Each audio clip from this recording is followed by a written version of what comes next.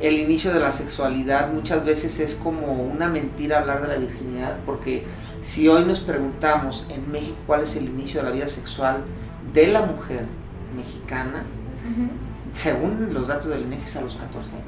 México tiene que 1 de cada 5 embarazadas es una mujer adolescente, o sea, una mujer que está entre los 12 y los 19 años de edad, y eso no es lo más grave.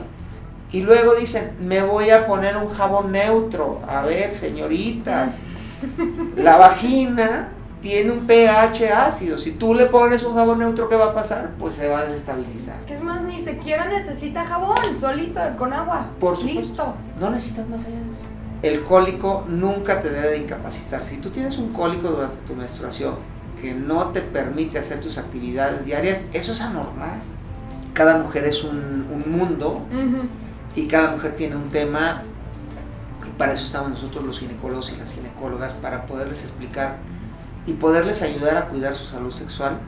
La salud femenina hoy es muy importante y sobre todo que tengan información. Yo creo que una manera de empoderar a la mujer es con información. No me digas quién soy es el podcast donde hablamos de temas que hemos omitido debido al famoso ¿qué dirán?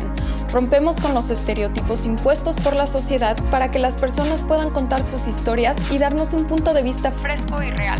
Es momento de hablar de todo eso que no nos atrevemos a confrontar para poder decidir quién y cómo queremos ser. Mis queridos y queridas desaprendices, bienvenidos a un capítulo más de No me digas quién soy. Hoy les traigo a un invitado súper especial que para eso les voy avisando. Si les molesta escuchar la palabra vulva, vagina, clítoris, menstruación, y se los repito, menstruación, sálganse ahorita. Pero si quieren aprender un poquito más de educación sexual, quédense con nosotros. Les presento al doctor Jorge Michel, mejor conocido como Dr. Mich.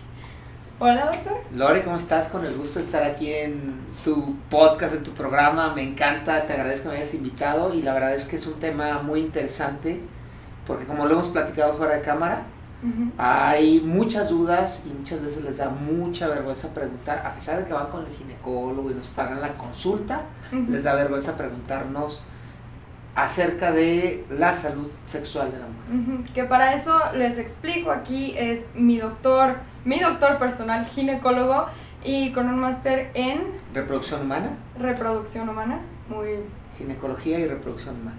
Y pues la verdad hay muy mala información.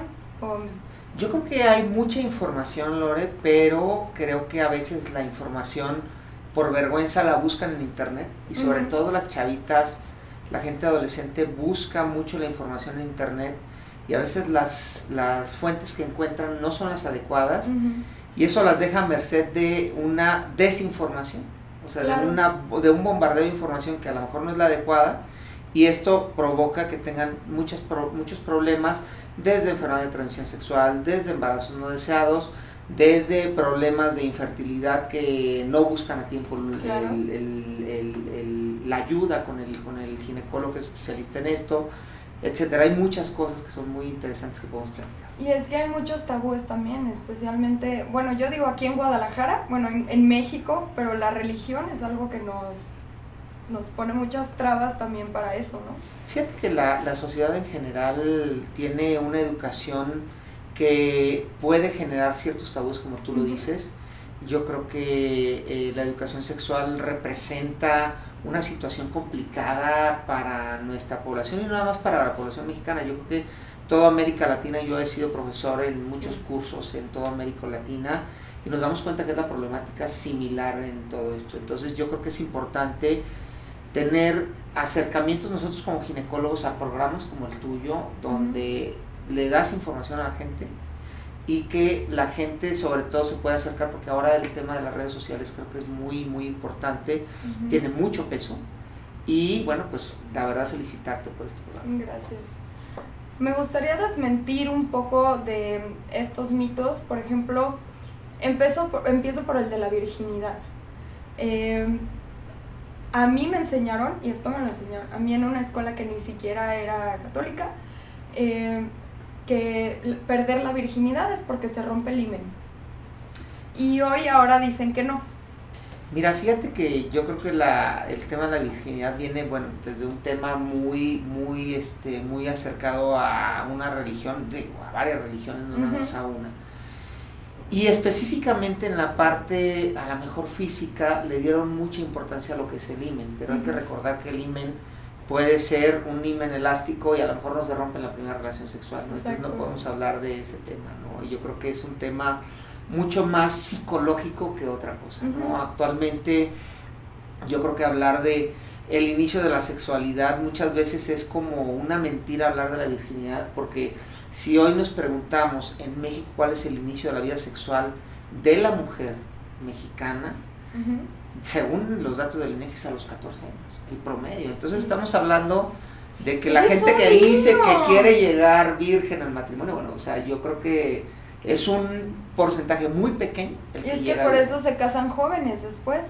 Sí, porque se embarazan muy chiquitas. Exacto, pero te voy a decir algo. Bueno, hablando de embarazos chiquitas, la verdad es que es un problema muy grave que existe en nuestro país. México tiene que 1 de cada 5 embarazadas es una mujer adolescente, o sea, una mujer que está entre los 12 y los 19 años de edad. Y eso no es lo más grave.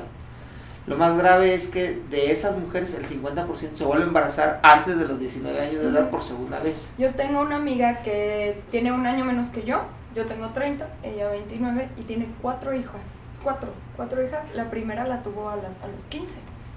Y claro, digo, ¿cómo le haces?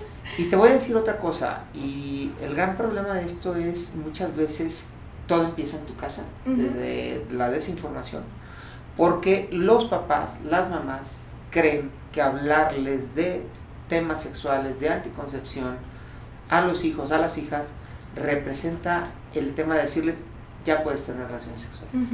Y no. Y dicen, no, yo no debo hablar de eso, y creen, y decimos coloquialmente en México, tratas de tapar el sol con un dedo, ¿no? Y la verdad es que un hijo o una hija no te va a preguntar, oye papá, oye mamá, ¿será que ya pueda tener relaciones sexuales con mi novio o con mi novia? Obviamente no te lo van a preguntar, o sea, eso es un tema que todo el mundo, o sea, como que nos queremos poner una venda en los ojos y es una realidad, ¿no? Entonces, tendría que haber mucha confianza. Apertura, ¿no? Sí, yo te puedo decir apertura. en mi consulta que tú sabes que bueno, a mi consulta vienen muchas personas, yo creo que 2 de cada 10 niñas que vienen, niñas hablando menores de 19 años, que vienen a mi consulta, solo 2 las trae su mamá, las demás vienen porque vienen solas con el novio, porque encontraron los datos en internet o porque les recomendó a alguien para que les puedas hablar de anticoncepción. Pero es impresionante la cantidad de adolescentes que acuden al ginecólogo o a la ginecóloga sin un dato de que vengan con sus papás. Y luego yo te puedo decir, si yo te preguntara o le preguntáramos al público, ¿cuándo creen que es el momento ideal que la mujer tiene que acudir por primera vez a la consulta? ¿Qué pensarían? Para mí es cuando tienes tu primera regla. Por supuesto, pero la gente piensa que tiene que acudir o cuando tiene una infección o cuando ya está embarazada. ¿Por qué? Porque los papás les dicen, es que tú no puedes tener relaciones porque si no te vas a ir al infierno, etcétera. O sea, son muchas cosas que hay que tener en cuenta, ¿no? Y al final, una primera consulta les da muchas oportunidades. ¿Por qué? Porque nosotros en la consulta inicial, les hacemos un historial clínico, podemos detectar cuáles son las características que pudiera tener riesgo esa paciente y podemos explicarles desde cómo debe ser una menstruación, de que una menstruación no debe de doler, de cómo explorarse, cómo conocer su cuerpo, cómo conocer No debe doler. No debe de doler. No debe tener coágulos. Estoy jodida, Doc, pero tú ya sabes. No debe de tener coágulos. ¿Cómo explorarse las mamas? Hoy estamos en octubre y pues sí. El mes de octubre es el mes en el que se conmemora la lucha contra el cáncer de mama. Entonces, uno de los 3 cánceres el principal cáncer del que se muere la mujer joven, estamos hablando joven entre los 35 y los 55 años de edad, es cáncer de mama. 1 de cada 3 cánceres de los que se muere una mujer de esta edad es un cáncer de mama.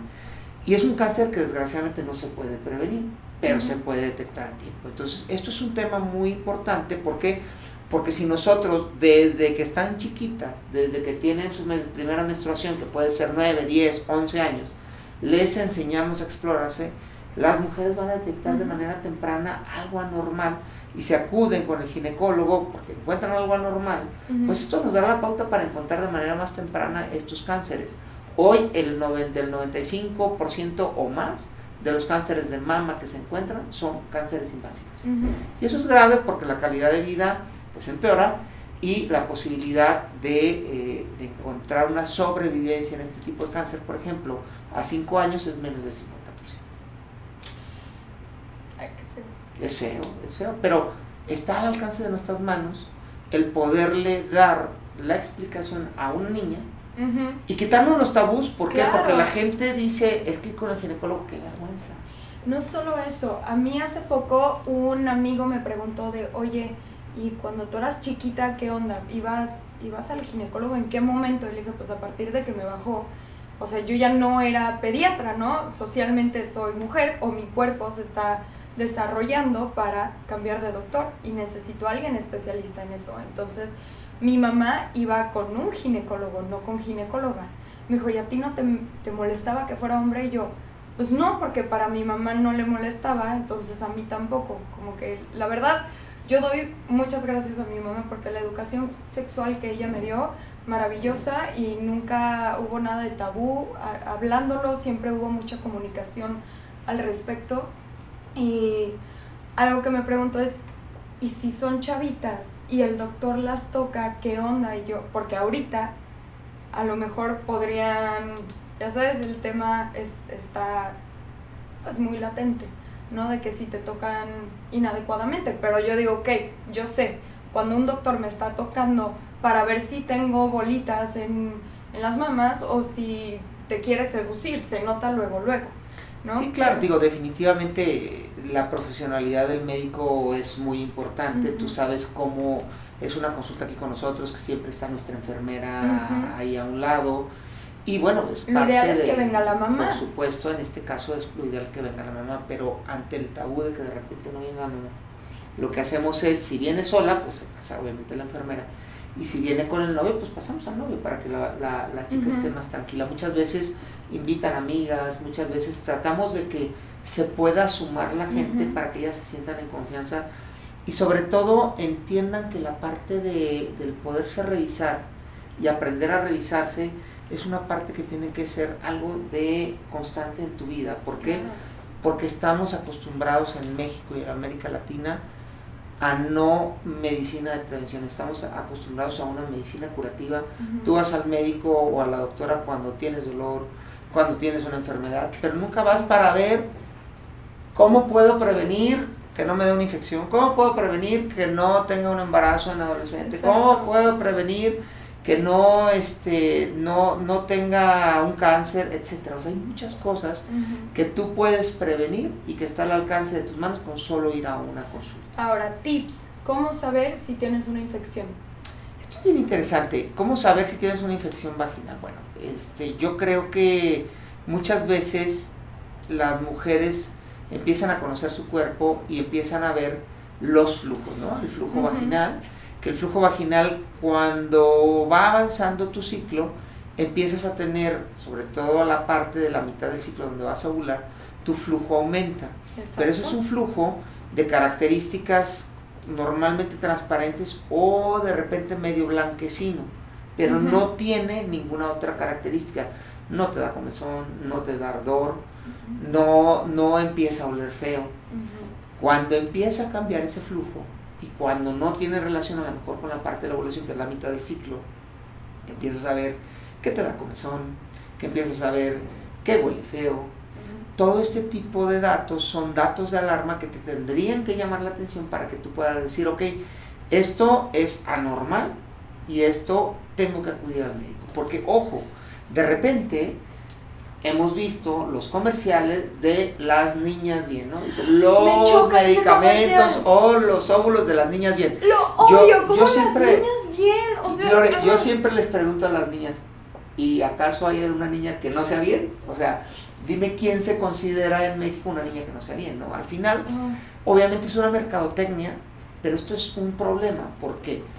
Porque la niña o la adolescente, o no digamos ni siquiera la adolescente, la adulto, va a la farmacia y a veces por ahorrarse la consulta dice, voy a ir por unos óvulos de la niña, bien, al cabo con eso me va a quitar, se los ponen y no ¿sabes qué? No era lo que necesitaba y muchas veces aminora la molestia, sí, pero ¿sabes qué pasa? De repente, pues esa infección, en lugar de quitarse de la parte vaginal o la parte del cervix, se va hacia arriba, se llama endometritis, y luego se va a las trompas, que se llama una infección en las trompas, y luego se va hacia la zona del peritoneo y te causa una enfermedad pélvica inflamatoria y te puede causar obstrucción de las trompas y te puede causar dolor pélvico crónico y a lo mejor no te vas a embarazar más adelante. ¿Por qué? Porque te autorrecetaste y no acudiste con el médico. ¿Por qué?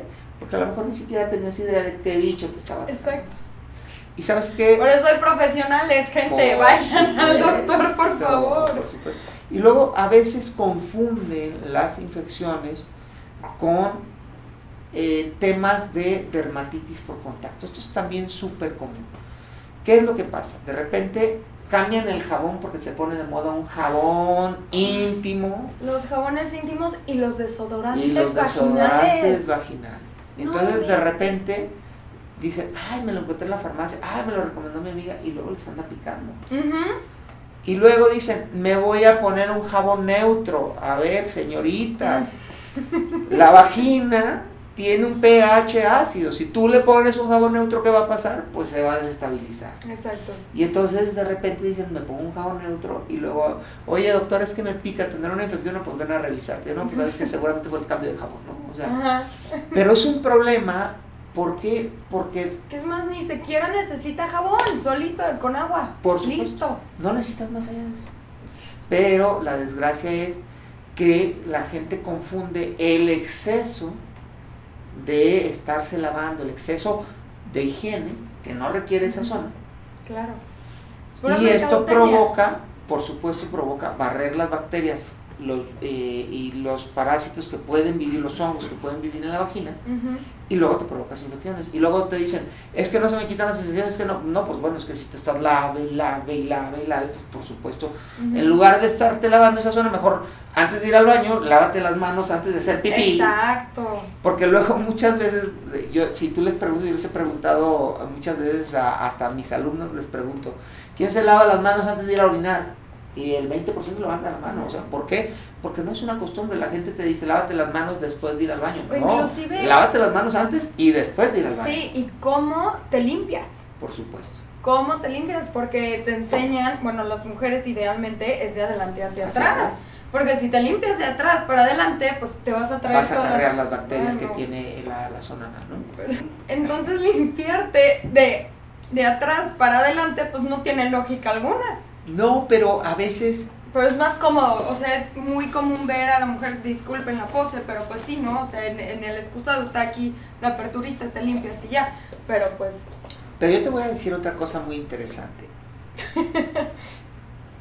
Estamos cambiando, bueno, no estamos, ya cambió las familias actuales. Y esto es algo bien importante y se lo tienen que grabar los papás y las mamás que nos están escuchando.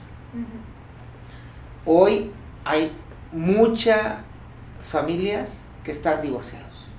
Sí. Por un lado el papá, por un lado la mamá. Y resulta que muchas de las ocasiones, no una ni dos, o sea, me ha tocado ver a mí, que el papá es el que se hace cargo de las hijas. Sí. ¿Y cómo le puede explicar un papá a la hija cómo es una menstruación? ¿Cómo limpiarse? O sea, imagínate cómo le explica. ¿Por qué? Porque no tienen por qué saber. Porque, ¿cómo van a saber si ellos no son mujeres? Pues si van a ser papás, deberían de saber, ¿no? O sea, también como que te educas un poquito, lees un poco, pero buscas información. ¿Quién lo busca? El papá debería. Debería, más no lo hacen, exacto. ¿Por qué? Porque existe un tabú. Y entonces yo creo que es muy importante, por lo mismo, decir, a ver, mi hija está menstruando, la voy a llevar con el ginecólogo. Y a lo mejor no voy a entrar porque a lo mejor le va a dar vergüenza a mi hija, no sé. Pero puede ir, no sé, o sea, hay maneras en que puedan traer a sus hijas y nosotros les podemos explicar. Claro. Y muchas veces en lo que se están cambiando sus hijas para explicar, les podemos explicar a los papás, o sea, hay que buscar los mecanismos para que puedan lograr aprender este tema. Sí, y que las escuelas también toquen el tema desde más chavitos, porque como tú dijiste, hay niñas que menstruan desde los 9 años o antes. A los 8. A los 8. Entonces, imagínate, a los 8 yo estaba en segundo de secundaria. Sí, no, de primaria. Digo, de primaria, perdón. Si no te iba a decir que adelantado estabas, No, a los 8 yo estaba en segundo de primaria. Si a mí me hubiera bajado a los 8 años... No, bueno, yo ahora sí, seguramente... Yo lo digo, me estoy muriendo, o sea, me está saliendo supuesto, sangre, ¿qué me está pasando? Entonces, supuesto. hay que saber, o sea, a mí mi mamá y mi papá sí me hablaron de esto desde muy pequeña, a mí y a mi hermana. Y digo, mi hermana sí tuvo, inclusive mi hermana es menor que yo y ella menstruó antes que yo. Entonces yo la ayudé en ese momento. Y ya después, que me pasó a mí, ella ya tenía experiencia y yo no. Y entonces ella fue la que me ayudó a mí, ¿no? Pero pues igual es este tema también como de entre amigas ayudarse, que la familia sepa. A mí me daba muchísima pena pedirle, porque mis papás eran divorciados. Entonces a mí me daba pena decirle a mi papá, necesito que me compres toallitas. Entonces mi mamá le hablaba y, oye, cómprale toallitas. Pero ya porque era un tema claro, que como niña, o sea, me acuerdo ir al baño en secundaria y levantar la toallita así lento para que nadie supiera que te estaba bajando. Y es como, de todas las niñas les está pasando, ¿por qué hacer como que no sucede? Sí, por supuesto. Yo creo que es un tema tabú y sigue representando un tema tabú. Y yo creo que tenemos que romper ya con eso. Y yo creo que estos son los foros donde los podemos romper. Porque al final el darle información a las mujeres y a los hombres, porque también el hombre se tiene que inmiscuir en esto. Sí. El hombre tiene que inmiscuirse, tiene que saber qué le pasa a la mujer. Y la mujer tiene que saber qué le pasa al hombre. Entonces, todo este tipo de situaciones es donde nosotros podemos inmiscuir a papás, a mamás, a hermanos, a hermanas, y esto puede hacer que ese tema se pueda romper como un tabú. ¿Por qué? Porque al final esto genera muchas diferencias y genera muchos problemas, al grado de que lo hemos visto y que mucho de la lucha de la mujer ahora en la sociedad es que dice, no, es que como es mujer y menstrua, no, mejor no la voy a contratar en tal empresa. Entonces, esto viene de un tabú de educación desde tu casa. Entonces, es lo que se está tratando de romper. Atrás.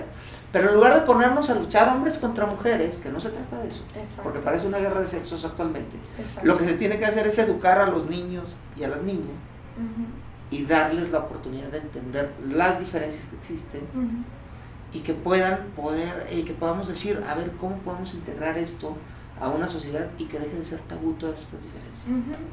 Entendiendo las diferencias, respetando uno a otro de esas diferencias, yo creo que es como la sociedad va a mejorar y va a romper muchos tabús que existen.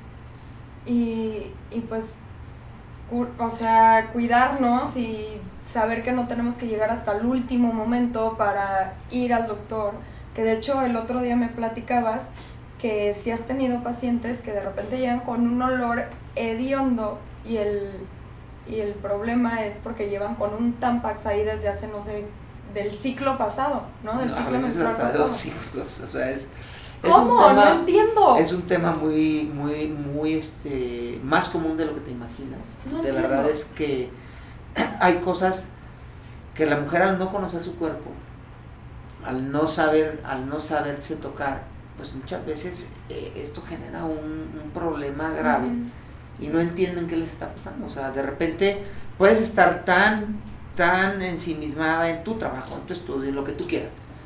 ¿Y qué es lo que pasa? De repente, pues a lo mejor se te olvida tu salud sexual y hay gente que deja los tampones ahí.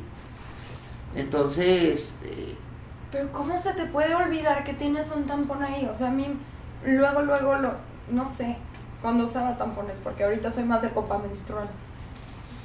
Pues mejor, no lo sé cómo puede ser, pero sí pasa. O sea, eso no te lo puedo explicar cómo se les puede olvidar, pero sí pasa. Sí, la copa menstrual mínimo como que sí es, no sé, pero a muchas mujeres no les gusta porque hay que meter para sacar el vacío y dicen, no, qué incómodo, ¿cómo me voy a tocar? Y es tu cuerpo. Pero eso es un tabú. Es un tabú y es tu cuerpo y cuídate. Por supuesto. Sí. Lo que sí no sé es cómo con las uñas larguísimas que traen luego, eso no entiendo cómo funciona, Yo por eso las prefiero cortitas y limpiármelas constantemente. Ahí sí no me puedo yo meter al tema de qué tan largas o cortas las uñas, pero créeme que cada mujer es un mundo y cada mujer tiene un tema, y para eso estamos nosotros los ginecólogos y las ginecólogas, para poderles explicar y poderles ayudar a cuidar su salud sexual. La salud femenina hoy es muy importante y sobre todo que tengan información. Yo creo que una manera de empoderar a la mujer es con información. Sí. Más allá, como te decía, de la lucha es tener la información adecuada de tu salud. Porque la salud es lo más importante. Ahora yo creo que con la pandemia entendimos la trascendencia que tenía la salud. Antes decíamos, sí, y ahora que vimos que en un momento, de un momento a otro hay gente que se va. Yo creo que todo el mundo tenemos a alguien muy cercano que se nos ha ido por la pandemia. Sí. Y que tú decías, ¿cómo esa persona? Entonces, hoy entendemos un poco más el tema de salud y creo que es el momento donde tenemos que tener mejor información, donde tenemos que acudir a lugares que tengan información científica, que esté verificada, que esté con gente de renombre. Yo les digo, tú puedes ir con el ginecólogo, con la ginecóloga, con el médico que tú quieras. Lo único que te recomiendo es, fíjate que esté certificado. Sí. Que tenga su certificación. Hay consejos que nos certifican.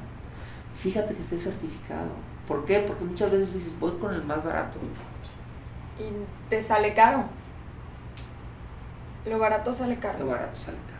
Digo, yo no digo que vayas a pagar el ginecólogo más caro, porque cada quien puede pagar de acuerdo a su oportunidad, pero fíjate que esté certificado. Sobre todo eso es muy importante, porque eso te va a dar la pauta para entender que es un médico que es competente en lo que está haciendo. Claro, sí. Por favor, respóndeme esta pregunta porque sigo sin creerte. Perdón, duda con el doctor. Ok. ¿Y cómo sabe uno que está certificado? O sea, que tenga sus... Hay una certificación. Ahí están los diplomas. Al rato, si quieren, volteamos la cámara. La certificación es, para poderte certificar, tienes que hacer un examen y ese examen te habla de tus competencias y cada 5 años tienes que recertificarte. Y eso cada 5 años tienes que recertificar. Okay. Si tú te fijas, por ejemplo, mi certificado dice de 2017 a 2022, yo entre enero y febrero tengo que volver a recertificarme para que poder tener la certificación de 2022 a 2027. Y entonces así como las empresas, los médicos tenemos que recertificar. ¿Por eso tienen tantos diplomas los doctores? Sí. Yo pongo los más importantes porque bueno, si no cabríamos aquí. No, entonces, pues no. Pero sí, tienes que tener tus títulos, tienes que sobre todo el certificado. Y eso ni siquiera necesitas ir a ver el consultorio del doctor. Tú te metes a internet, a los consejos, te dices, a ver, consejo de ginecología. Vamos a ver del consejo de ginecología en el estado de Jalisco, en la ciudad de Guadalajara, el doctor Jorge Meticametes, y ahí te aparece. Sí, y ya hasta aparecen cuánto cobran dentro de las listas a veces. Puede ser, pero sobre todo la certificación, más allá de porque eso se lo puedes preguntar. No, digo que está la certificación y luego hasta aparece cuánto cobran. Ajá. Puedes marcar, si no, por si estás buscando algo más barato, ¿no? Más accesible, pues. Exactamente. Pero sobre todo lo más importante es que lo puedas ver, tú lo puedes ver ahí en el internet y eso es una información pública en los consejos de cada especialidad. Y ahí te puedes dar cuenta si el médico con el que estás yendo está certificado o no. Es más, te puedes dar cuenta si el médico con el que estás yendo tiene la especialidad o no que te está diciendo. Porque hay muchos médicos que están utilizando una especialidad o que están haciéndose pasar por cierto especialista, que es una desgracia en nuestro gremio y muchas veces no la tienen. Entonces yo creo que eso es parte de lo que tú tienes que buscar en un médico, que sea un médico o una doctora con la que puedas hacer clic. 2, que sea una persona profesional. 3, que esté bien preparada. Claro. Yo creo que eso es lo que te va a dar la pauta para que tú puedas tener la oportunidad de que lo que te está pasando, lo que estás tratando de prevenir, pueda tener éxito. La pregunta que iba a hacer es, sigo sin entender, la verdad, ¿cómo es posible que el chocolate no quita los cólicos? Que el chocolate no quita los cólicos. Que esa es mi teoría. El chocolate quita los cólicos, porque cuando a mí me baja, mi cuerpo me dice, come chocolate. Y como chocolate y me siento mejor. Yo creo que tiene mucho que ver con el tema de la producción de ciertas endorfinas, del proceso pero es más tema cerebral y más de bioquímica cerebral que lo que realmente te genera los cólicos. Hay que entender por qué tienes cólicos. Los cólicos pueden estar relacionados muchas veces hasta por lo que comes. Hay que recordar que la matriz, o el útero, digamos, cuando va a menstruar, se inflama. Está más inflamado de lo normal. Pero si tú le agregas a que comes mucho chile, a que tu dieta no es adecuada, tiene muchas grasas, no comes a tus horas, bueno, ¿qué crees? Te da colitis. Entonces se te inflama el útero y te da colitis, pues te dan los cólicos de... Bueno, pero mis cólicos son otro tema. Claro, ahora hay que entender que los cólicos en la mujer, no debes de tener cólicos y mujeres que nos están escuchando, nos están viendo, el cólico nunca te debe de incapacitar. Si tú tienes un cólico durante tu menstruación que no te permite hacer tus actividades diarias, eso es anormal. Chéquense. Tienen que checarse. ¿Por qué? Porque muchas veces les dicen, es que la abuela le daba cólico. Y hasta a la que no mamá se le da cólico. embarazó, no se lo quitaron. Exacto, está. exacto. Eso es lo que les dicen. Y no, o sea, puede ser un cólico severo, que nosotros lo llamamos dismenorrea. Un cólico severo puede tener relación con endometriosis o con enfermedad pélvico-inflamatoria. Que fue lo que a mí me diagnosticaron, endometriosis y dismenorrea severa. Aparte de síndrome de ovario poliquístico. Exactamente. Entonces yo creo que es muy importante que teniendo estas opciones y teniendo un médico competente, pues va a llegar a un diagnóstico mucho más rápido. Exacto. Sí. Y por otro lado también me gustaría preguntarte sobre los anticonceptivos. Ok. Porque, pregunta interesante. Sí, hay mucha polémica ahorita sobre por qué las mujeres somos las que tomamos la pastilla cuando realmente hay una cantidad enorme de efectos secundarios y dicen que los doctores ni siquiera deberían de recomendarla. Mira, yo creo que no nos podemos ir a los extremos así. Exacto. ¿Por qué la mujer es la que toma pastillas? Porque hoy, a la fecha, no existe una pastilla para el hombre.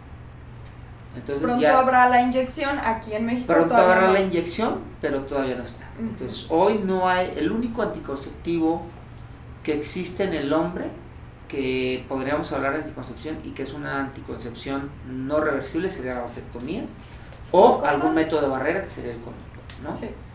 Fuera de ahí, la mujer pues es la que se tiene que enfrentar o a las pastillas, o al parche, o al anillo, o a los dispositivos, o al implante, o a la oclusión tubovárica. ¿Por qué lo han trabajado sobre ellas? Porque bueno, pues es donde se ha investigado, o sea, honestamente se sabe más de las hormonas femeninas que de las hormonas masculinas. Okay. Entonces, la ciencia ha avanzado más en este tema y por eso es que hay anticoncepción para la mujer. Sí tiene efectos colaterales, definitivamente, pero ojo, yo creo que es muy importante y hay lo que nosotros llamamos los criterios de elegibilidad que están descritos por la Organización Mundial de la Salud y que cada paciente se tiene que individualizar cuál es el mejor anticonceptivo para ellas. ¿Cuál es la desgracia de esto?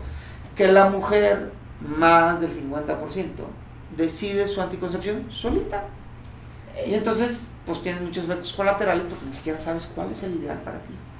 Entonces, si no acudes a una puede consulta, que uno te funcione mucho tiempo y de repente ya no. Por supuesto. Entonces hay que cambiarlo. Por supuesto, hay que modificarlo porque va cambiando la edad, porque van cambiando tus hormonas, porque ya tuviste hijos, porque a lo mejor no es lo mismo que a los 20 decías no me quiero embarazar en 5 años a que digas me quiero embarazar en 6 meses. Hay que cambiar el anticonceptivo, no puede ser el mismo anticonceptivo. Sí. Entonces tenemos que encontrar ese equilibrio. Pero eso, pues obviamente no lo puede decir la mujer, ni el de la farmacia, ni el del comercial que sale en la tele, etcétera. O sea, ni la amiga, ni la prima. O sea, tienes que acudir con un especialista. Entonces, eso es un problema. ¿Y sabes cuál es el otro problema, Lore, que es trascendente y que no me canso yo de decirlo a los foros que me invitan? El abuso de la pastilla al día siguiente. Exacto. Hice yo una encuesta hace probablemente 10 años. Ujú. Yo soy profesor de la Universidad de Guadalajara desde hace casi 20 años. Y un día me puse, entre mis alumnos de la carrera de medicina, Ujú. me puse a hacer una encuesta, como 250 personas. Y les hice una encuesta, hombres y mujeres. A las mujeres les preguntamos cuál era el anticonceptivo que utilizaban para cuidarse, si en su primera relación sexual habían utilizado algún anticonceptivo o no, y a los hombres les preguntábamos si sus parejas utilizaban anticonceptivos o no y cuál utilizaban, quién se los había recomendado. Te vas a ir para atrás, pero más del 50% de las mujeres y de las parejas de los hombres, de los médicos, de los estudiantes de medicina, en su primera relación no habían utilizado un método de anticoncepción. 2, más del 50% de ellos utilizaban la pastilla del día siguiente como anticoncepción. Y eso es muy grave. Eso no es un anticonceptivo, Porque gente. la pastilla del día siguiente o de emergencia, como su nombre lo dice, es de emergencia. Emergencia. Y no se debe utilizar más de 2 veces al año.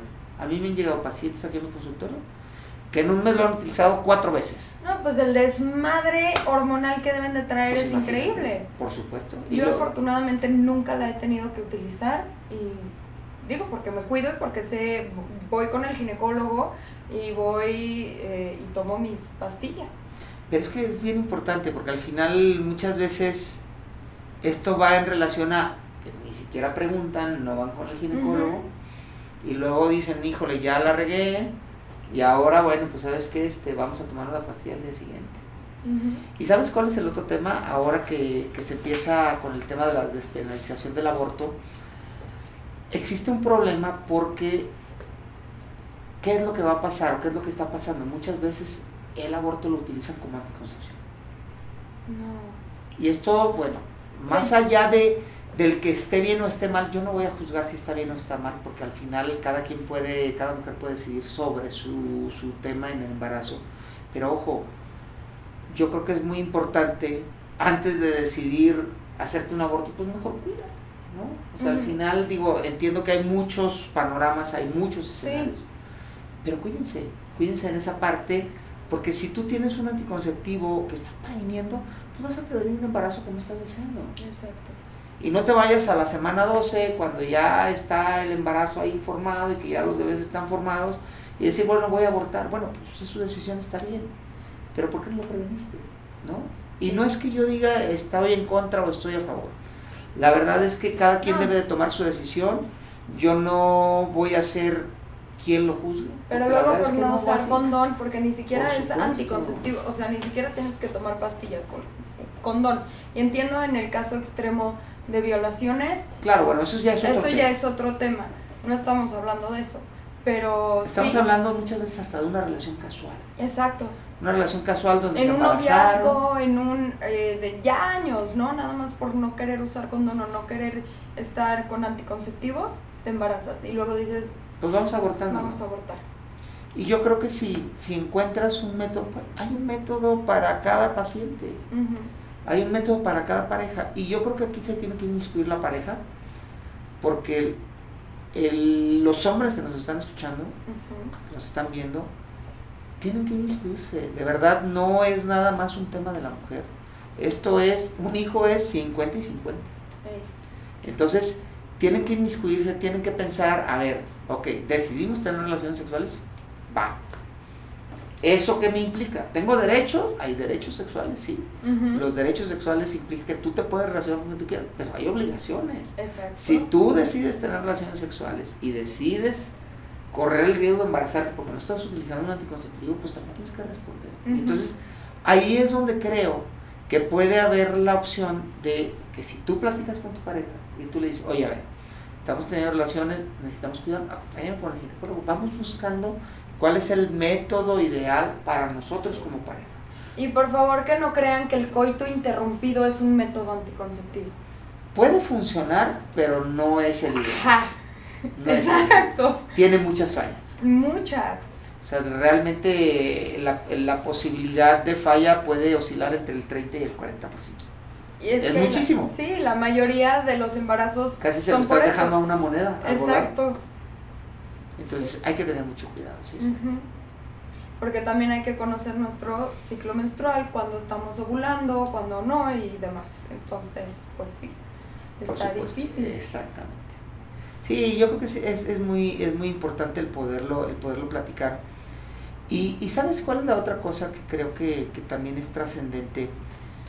Del por qué tienen que encontrar un anticonceptivo ideal. Porque luego dicen, es que tomé 20 años con anticonceptivos o 15 años y luego yo no me pude embarazar. El anticonceptivo me generó infertilidad. Los anticonceptivos no generan infertilidad.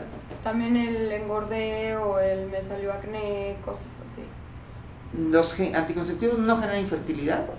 Sí puedes generar un aumento de peso, sí puedes generar acné, por eso hay que encontrar el ideal. Porque hay mujeres que tienen una predisposición al síndrome ovario poliquístico, que se presenta en 1 de cada 10 mujeres, tienen mayor posibilidad de desarrollar vello, mayor posibilidad de desarrollar acné, de ser irregulares, pero si toman cualquier anticonceptivo, pues les puede ir peor. Entonces hay que encontrar cuál es.